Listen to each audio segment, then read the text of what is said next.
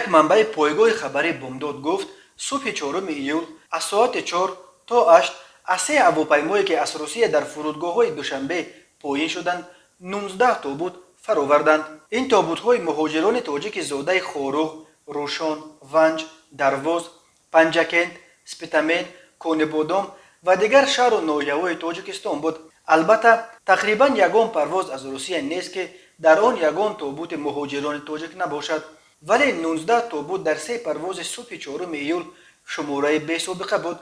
گفتم صحبت بامداد تا دوره پاندمیه سالانه از روسیه به تاجیکستان بیش از 1000 تابوت می آمد.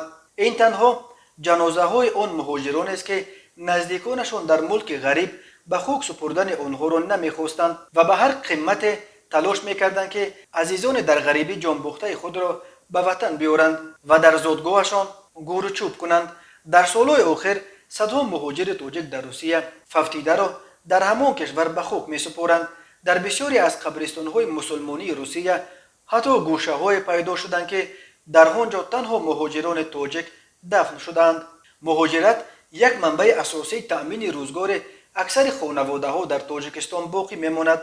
هر سال بیش از 1 میلیون از اهالی قابل کاری تاجیکستان برای تأمین روزگار عائله‌هایشان به خارج و اساساً به روسیه می‌روند. هر روز در روسیه به حساب میانه تا 3 مهاجر تاجیک به علت‌های گوناگون ترک این دنیا می‌کنند. فلاکت‌ها در جای کار، صدمه‌ها، بیماری‌های گوناگون از علت‌های عمده مرگ مهاجران تاجیک در روسیه نام برده می‌شود.